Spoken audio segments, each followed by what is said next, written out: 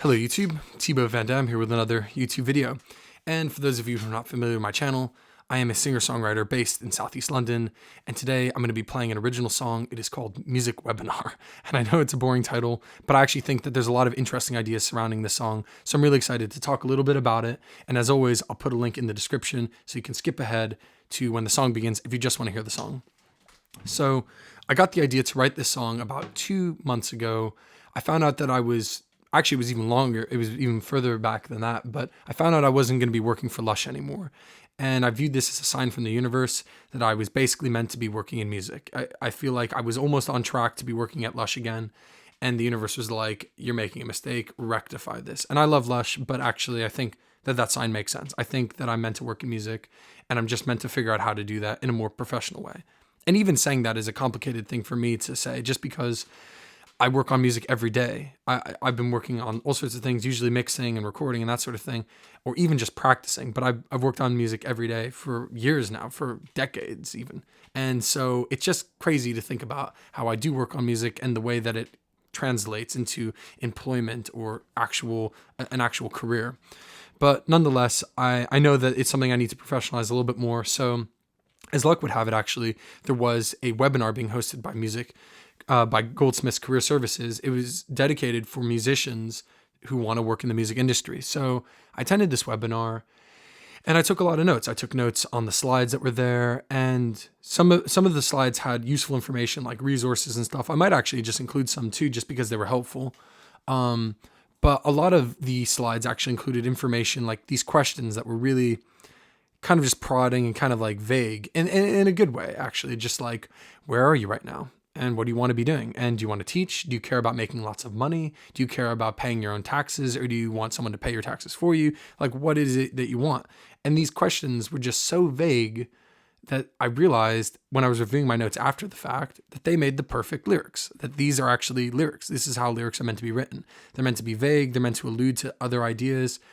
And then I realized actually this goes a step further, because actually these lyrics actually explore a theme that I have really been thinking a lot about with music recently, which is what is the role, what is the value of a musician in modern society? And this is a really important thing, I think, to be asking, especially right now, because on one hand, music is more abundant than ever. We have music on the internet. We have not really live music much anymore, but that's coming back. It will be coming back, I'm sure. But music is such an important thing for our society. Not only is it important for the way we relate to each other as a culture, but it actually transcends culture, because we listen to music from all over the world. People in England listen to music from America. I listen to music from Sierra Leone. I love S.E. Rogi and people like that, and so it transcends culture in a way. It's a way to connect us. It's like a tertiary language, and so it's super important. And on the other hand, people are getting paid a fraction of a penny for every stream. And on the other hand, we got this music venues are not getting funding from the government to stay open after lockdown, so it's complicated. And where do we draw the line? And the added complexity of this is that I am a musician. So what does this mean about my own self-worth? What am I worth to myself as a musician who has to fit into these categories, someone that's contributing culturally or contributing, emotionally to the well-being of society? If I'm contributing in this way, and then still being undervalued, what does that mean for me? How do I interpret that?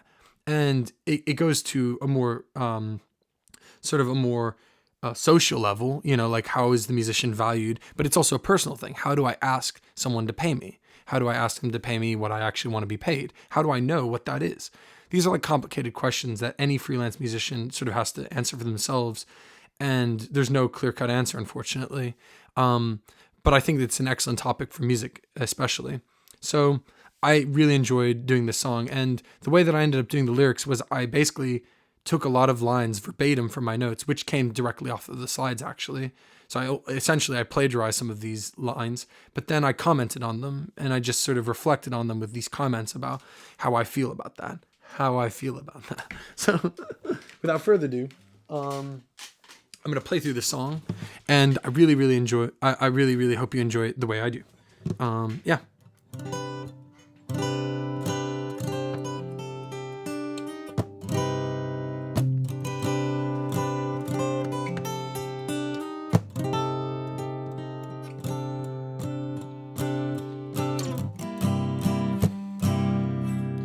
So where am I now?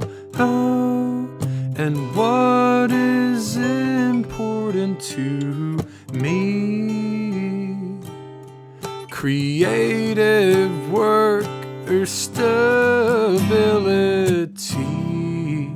or earning good money, or teaching.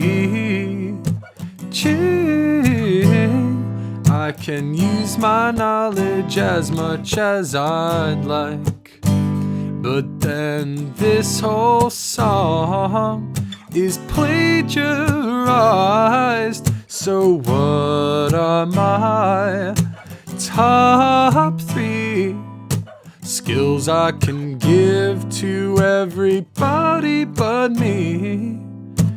Am I this kind of person who isn't even working for me? Situation, task, actions, results, my ass, different career paths. A semicolon followed by a big blank gap, a big blank gap, a big blank gap in my portfolio career. Find out more on the VLE, which I can't access anymore, 'cause I finished my degree 2 years ago. So check out Ipsy and email us when you're ready for some more formalities, while I keep on writing music which is just for me.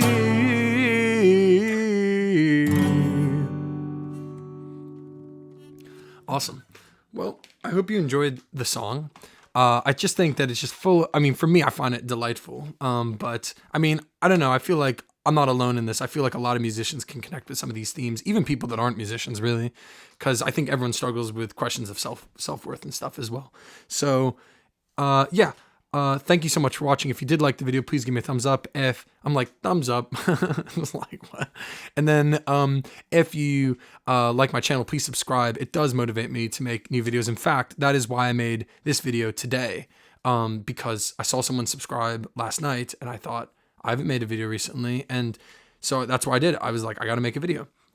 I just also want to take this opportunity just to also talk about some of the other things I've been working on, because that's kind of one of the complicated things about this topic. It's that I've been working on music for a really long time. And so I'm really excited to say that I'm about to finish my album. I've been mastering myself. I've never done mastering for myself really in this way before. I've been getting help from Mike Parrish, who runs 424 Recording. He's an extremely nice guy, and I recommend you check out his channel. He is just like, his channel is really, really helpful. It's really interesting. It's great to watch. It's like absolutely one of my favorite channels. I'll put a link in the description so you can check that out if you'd like. And so I'll be releasing this album. And also, like, I just started work on my friend Tommy McDonald's new album. It's going to be an EP. It's going to be a Valentine's comedy EP, which I'm really, really excited to be working on because it's really funny. And we started production this last weekend, and we're going to obviously have it done by Valentine's. And I'm really excited about that. And I don't know why I never mentioned it before, but I actually produced his first album. I produced his debut. We recorded it in this room, and I think it sounds great. I mean, it's a bunch. It's like a few covers of jazz standards, but a lot of original songs. It's kind of jazz. It's folk. It's oh God, what's it called? God, I can't remember it. Ragtime. Some ragtime in there. Yeah, really wonderful music. I think it came out great, and I'll put a link in the description. So if you want to check out his album too, please do it because it sounds lovely. I especially recommend listening to Smoke Dreams of You or Dream a Little Dream of Me. Both of these songs came out really, really great. And also some of it, I mean, those are covers, but his original songs like Cobbled Steps, I just adore that song. I just love the whole album. So check it out if you can, if you're interested. There will be links in the description. Thank you so much for watching. Thank you to the people that already subscribe, and I will be making a video again sometime soon. Ciao for now.